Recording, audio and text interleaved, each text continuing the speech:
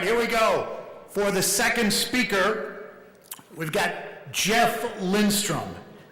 Jeff Lindstrom loves food. He loves to eat it, grow it, roll it, smoke it. Okay, actually not that part.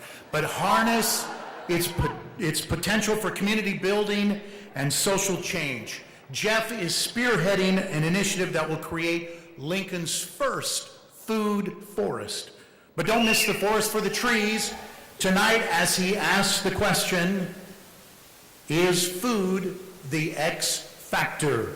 Ladies and gentlemen, Jeff Lindstrom.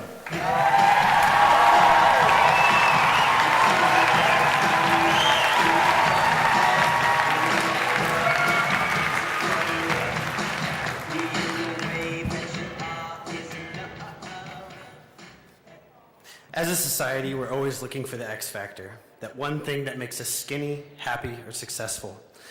There are never any single answers, but there is something that offers us solutions to many of the problems that we face today, and I believe that's something to be food. There's a lot of discourse today in our culture between the correlation of food and health, but I want to dig a little bit deeper and consider the impacts that our daily decisions really have. And if we change the way that we grow, consume, and consider food, what kind of impact could we have on our community, economy, and environment? The first is community. Food celebrates culture. For many, it's the only way to retain their culture in our society. It allows us to share a part of ourselves, our story, our heritage, and our past. The better we know each other, the stronger we are as a community. Food fosters relationships. Whether we're sharing a home-cooked meal, spending time together in the garden, or shaking the hand that feeds us, we begin to have conversations that wouldn't happen elsewhere in our community. Local food also strengthens our neighborhoods. Research shows various forms of community greening lead to decreased crime and improved individual well-being. We need to bring this information to our policymakers because our health and our well-being should always be a primary concern. The second is economic. You don't need to be an economist to understand that money spent with local businesses stays in our community. By buying local, we reduce the middleman and the cost, empowering farmers to control their prices and income, making their profession more viable. If consumers demand more local product, businesses will provide it, and they can. Even major food corporations have the ability to work at a local level, and if they start working locally, it creates local jobs. Support your local businesses and food suppliers. Look, I understand that higher quality food can come with a price, but it's more affordable to pay your farmer than it is to pay your doctor. When you make food decisions, think beyond the immediate cost. Think about the price that comes along with cancer, diabetes, or heart disease. The last is environmental. Buying local reduces the carbon footprint of every meal that we consume. In the United States, the average meal travels about 1,300 miles from field to plate. As oil and fossil fuels disappear, we need to break our dependence on these limited resources to deliver our food. Local food also supports biodiversity by providing thousands of varieties of fruits and vegetables that are not available in stores. Variety strengthens our food supply. When we lose biodiversity in agriculture, our food supply becomes more susceptible to environmental disaster. Food teaches us about the world that we live in and connects us to something bigger. We can talk about sustainability until our faces turn blue, but it means nothing if we don't raise that next generation of environmental stewards. What better place to start that than in the garden with children? Shifting gears, I want to introduce to you a project that I've been working on here in Lincoln.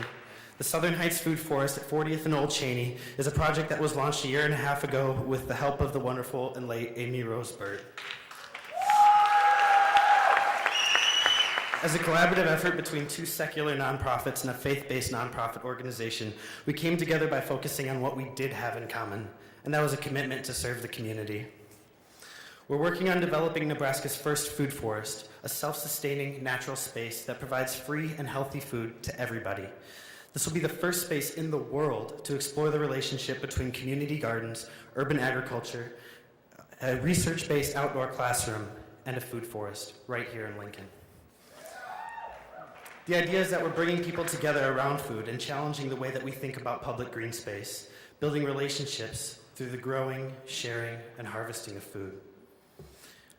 I want to take a second to tell you about a future that I envision because I'm tired of being surrounded by all the negativity. See, I imagine a future where for-profit farms are zoned into city limits and viewed as necessary for our infrastructure, where the only real need for fences is to support the food that we're growing. where corner stores that poison our bodies with empty calories and endless amounts of sugar are converted into affordable neighborhood co-ops and produce exchanges. Where growing healthy food once again becomes a well-respected profession that pays well and supports a family. And finally, I imagine a future where gang violence, prostitution, and drug sales have ceased to exist in our communities around the world, not because these people have moved out of their communities, but because our youth are growing up in healthy and active neighborhoods that surround them with positivity and give them a sense of belonging.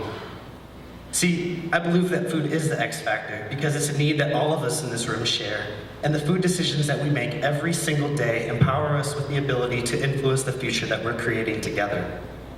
Before I leave, I am going to ask you to promise me one thing, and it's not to go home, rip up your entire lawn, and become a vegan locavore. All I ask is that you do what you can, whether it's taking an extra second at the grocery store to consider your source of food, or it's deciding to plant a garden in your backyard. Fantastic. If we all chip in and do what we can make significant change in our community, but it has to be done together. Thank you.